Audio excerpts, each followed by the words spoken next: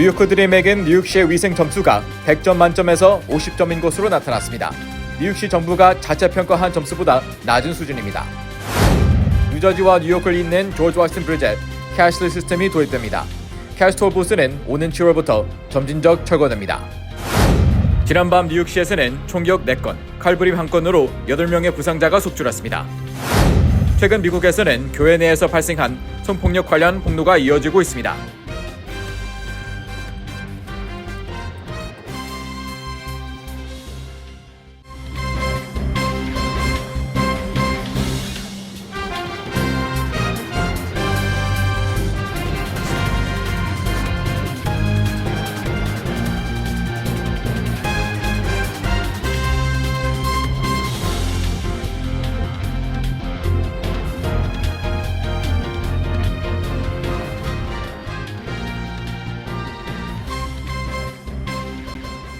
여러분 안녕하십니까?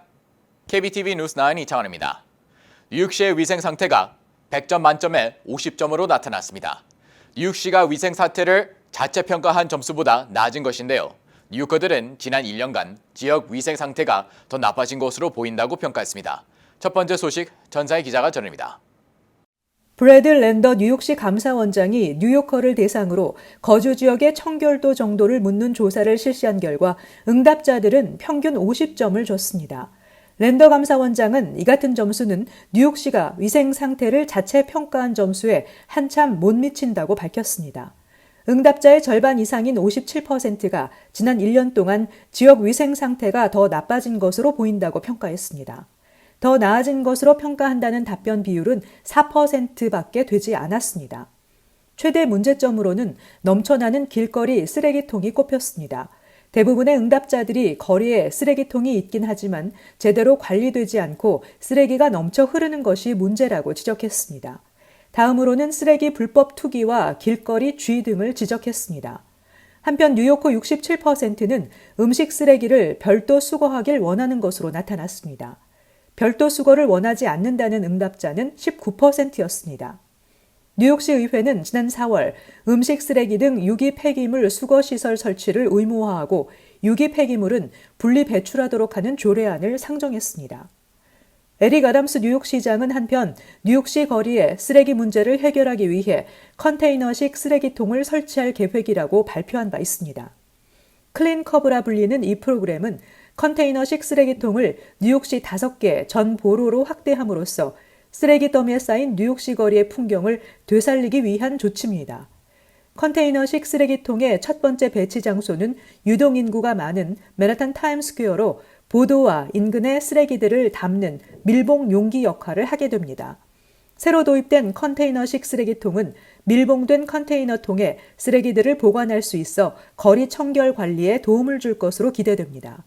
2023 회계연도에는 5개 보로에서 컨테이너식 쓰레기통을 시범 운영하기 위해 $130만 달러의 신규 자금이 투입될 계획입니다.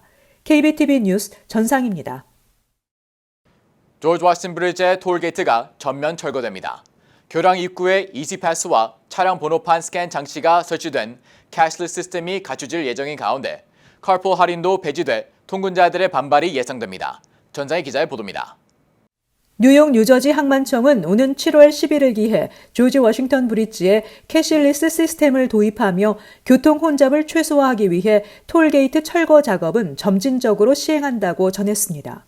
뉴욕 시인의 다리와 홀랜드 터널의 경우 이미 이지패스와 차량 번호판을 스캔하는 장치가 설치 운영 중이며 링컨 터널의 경우 올해 말 해당 시스템이 도입될 예정입니다.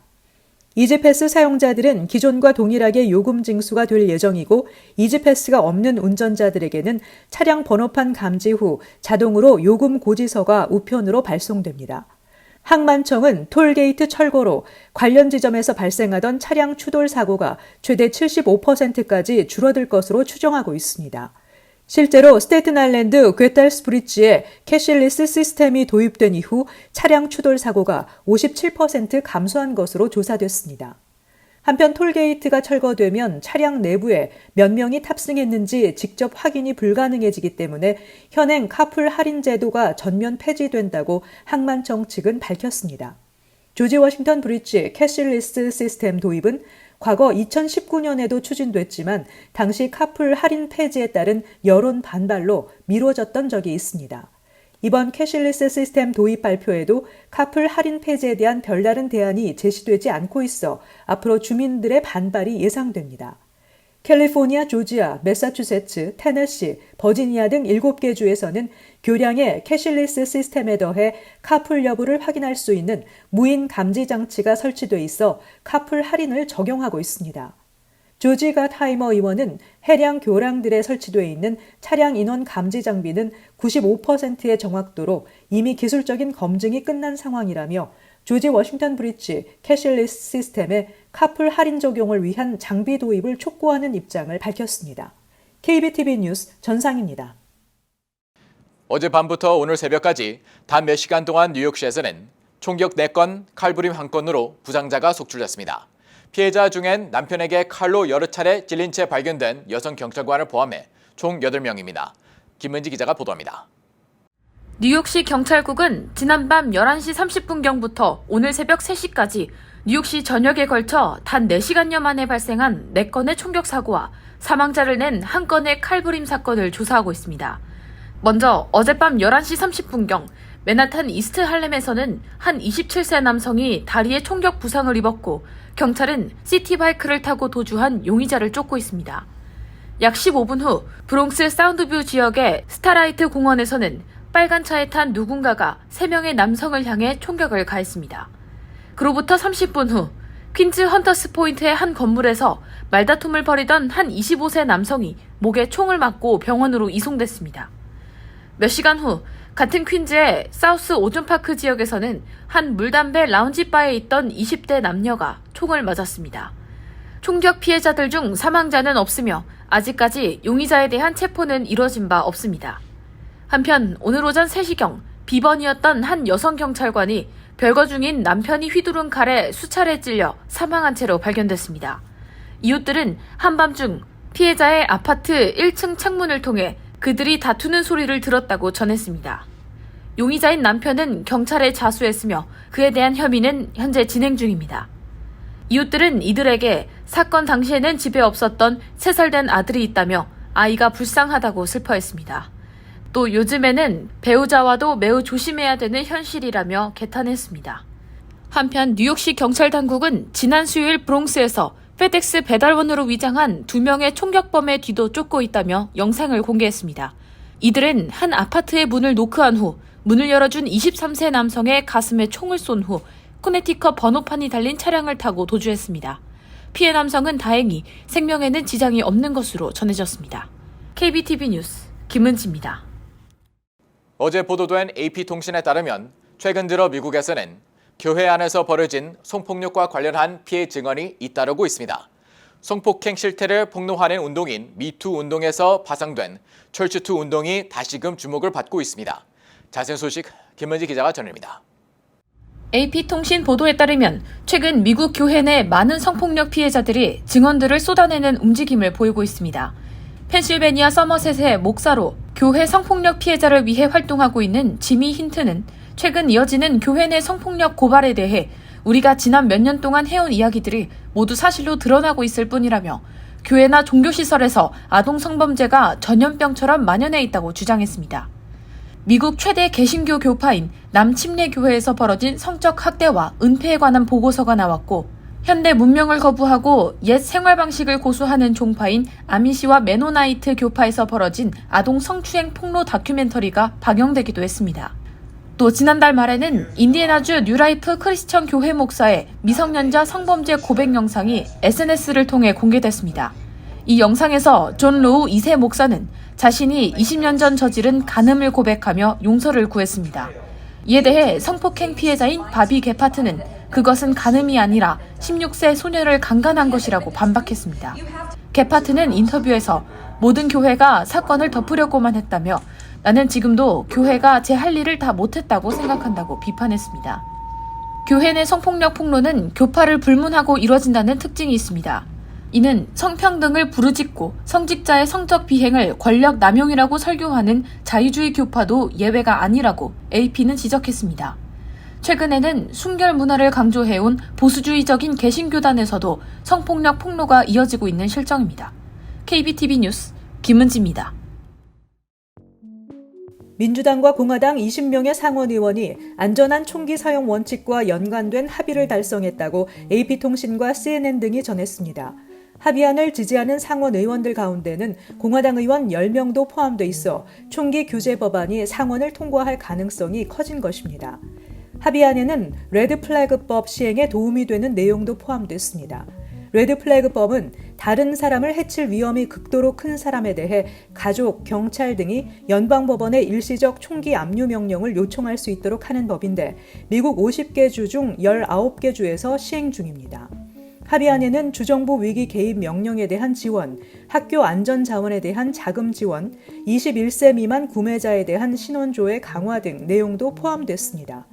이 밖에 정신건강과 자살 예방 프로그램에 대한 접근을 늘리고 지역사회에서 이용할 수 있는 기타 지원 서비스를 확대하는 것도 포함되어 있습니다. 캐시 호컬 뉴욕 주지사는 JFK 공항에 국제선 터미널 레노베이션을 위한 95억 달러 자금이 확보됐다고 밝히고 올 여름부터 건설 작업이 시작된다고 밝혔습니다. 이 프로젝트는 JFK 공항 기존 터미널 1, 2, 3 부지에 23개 신규 게이트와 세계적 수준의 편의시설, 보안 시스템을 갖춘 240만 스퀘어피트 규모의 국제선 신규 터미널을 건설하는 것입니다. 새 터미널의 3분의 2는 2026년 먼저 개방하고 2030년 전체 시설을 개방한다는 계획입니다. 공항 설계안에 따르면 자연 채광, 다양한 친환경 요소 도입 등이 특징이며 터미널 곳곳에 공공예술 프로젝트를 도입하고 로컬 비즈니스를 터미널 내 리테일 매장에 입점시킬 계획인 것으로 알려졌습니다. 프레디 맥에 따르면 30년 만기 고정금리 모기지의 평균 이자율은 지난주 5.09%에서 5.23%로 올랐습니다. 15년 만기 고정금리는 4.32%에서 4.38%로 5년 만기 변동금리는 4.04%에서 4.12%로 각각 상승했습니다. 여기에 내일과 모레 열리는 연방공개시장위원회 정례회의가 예정돼 기준금리 0.5% 인상이 유력합니다. MBA는 1년 전 2.96%였던 이자율이 최근 5% 이상으로 올랐고 집값까지 상승하면서 전국 주택 중간값 기준 바이어의 월 페이먼트 부담이 1년 사이 53%, 월 평균 $670 늘었다고 추산했습니다. FDA가 생후 6개월에서 4세 어린이의 코로나19 감염을 예방하기 위해 파이저가 만든 3회의 초기 접종 시리즈가 효과가 있다고 밝혔습니다. 파이저 바이오엔테크는 앞서 이달 1일부터 생후 6개월에서 4세 어린이에게 성인 접종량인 30마이크로그램의 10분의 1 용량인 3마이크로그램을 총 3회에 걸쳐 접종한 결과 코로나19 감염 예방 효과가 80%에 달했다는 임상시험 결과를 제출하고 긴급 사용 승인을 요청했습니다. 이 회사는 이 연령대 아동에게 3주 간격으로 2회 접종하고 최소 2개월 후에 세 번째 접종을 하는 방안으로 제시했습니다. 잠시 후 커뮤니티 브리핑을 전합니다.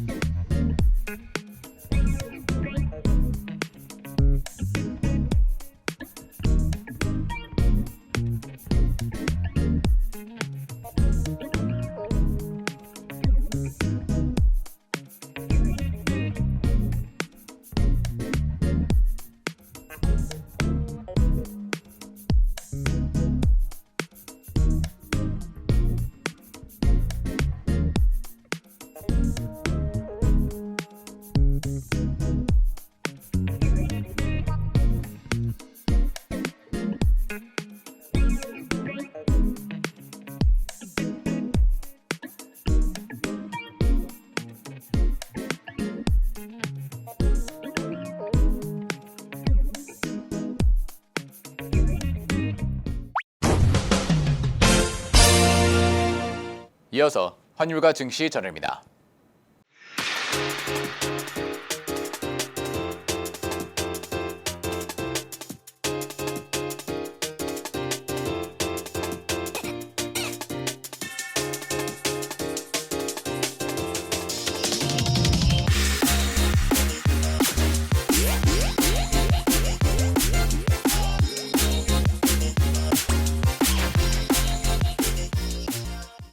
잠시 후 뉴욕과 뉴저지 날씨 전해드립니다.